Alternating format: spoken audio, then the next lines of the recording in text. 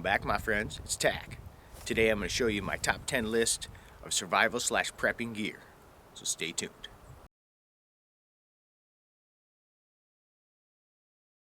Okay, so this is just going to be a little response to Chris over Prepared Mind 101. Now, I know what you were talking about. A couple weeks ago with 70. I got friggin' snow, and it sucks, and I'm freezing my cookies off right now. But I thought I'd do this little vid real quick. Now, these items ain't going to be the best or whatever, but these are the 10 that I feel that are very important for survival/prepping, whatever. So the first item we're going to start with is a Ferro Rod. Definitely need one of these things. It's something that's almost always surefire. I always carry a lighter anyways, but for making fire in the woods, I definitely want a Ferro Rod. Now, this ain't one of the best ones or nothing, but I have like 30 of these frickin' things, so I always have one of these on hand.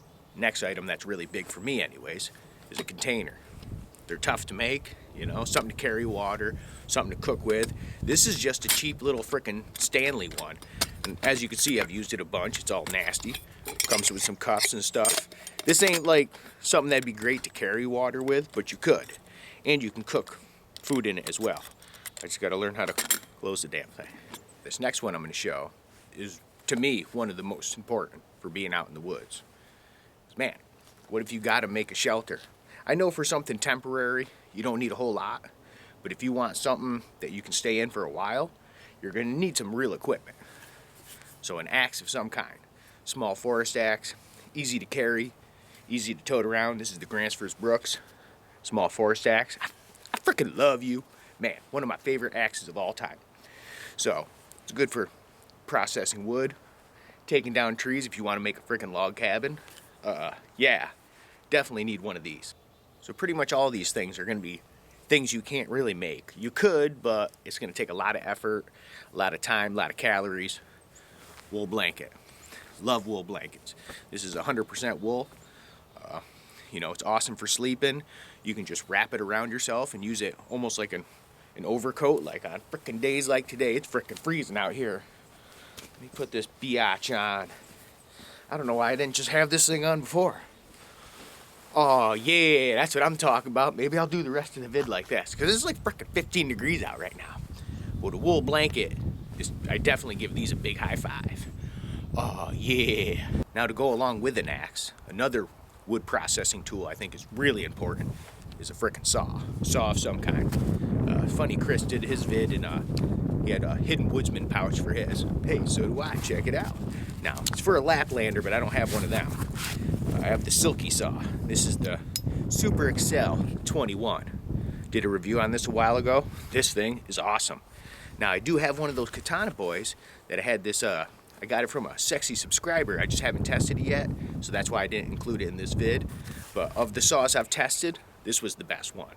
So, along with the axe, this is good for, you know, taking down trees, cutting ends if you want to build like a small log cabin or something like that. So yeah, the saw definitely goes hand in hand with an axe. The next thing I'm going to pick, it's nice to have stuff to eat out of. It's nice to have utensils.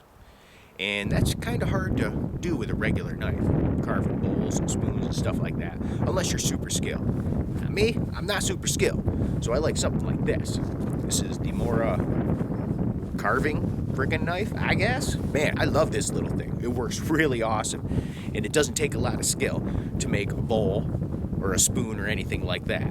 So, like I said, I know you can do it with a regular knife, but this helps a lot. Okay, the next one. Man, I don't know if that wind's bothering you guys, but it's bothered me. I usually don't like picking things with batteries, but I did pick one thing. A watch. This is the Black Hawk. I think it's called the Advanced Operator Watch. Something like that. Now, batteries in this at least last like for a frickin' year or longer. And you can use it as a compass as well. So, I definitely like wearing a watch. Okay, this is the third time I had to relocate just to try to get you guys out of the wind a little bit. Now the wind's come from this way. What the hell? Sorry about that. Little spaz-tack moment. But for the next piece of gear, you need a big chopper. Man, how many uses are there for this frickin' thing? You can strike your ferro rod with it. You can baton wood. You can skin animals. You can chop down trees. Man, awesome. Definitely need a big chopper. The one I choose is the Essie Hunglas. Gave this one a good whooping. You can check out my vid on it. I think they have a lifetime warranty too. I could be wrong on that. Comes with a really good sheath.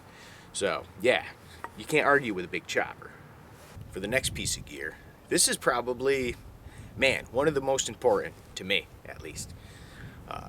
You got to have a way to get game. Now, so it's a firearm. A lot of people say, oh, 22 the best. Definitely awesome. But then you can't take bigger stuff. You got a rifle, cool. That can take big stuff, but you're gonna maim the crap out of anything little you gotta shoot. So, shotgun. Man, this is probably the best survival gun in my opinion. Not this one in particular, because this is a tactical version, because you know me. But Mossberg 500, man, what can't you take with a 12 gauge? There, you know, you can take out birds, you can shoot small critters, you can blast a bear. Yeah. So for getting food and stuff, a shotgun would probably be the best tool there is. Not to mention a shotgun for defense purposes, you know. Hey, whatever. Well, what the hell was that? Anyways, but hey, for the last piece of kit, now, you got your shotgun and stuff, cool for defense and stuff, but what if you gotta go take a crap in the woods and you don't want to carry that big old shotgun and you're sitting there taking a squat and all of a sudden something runs up on you?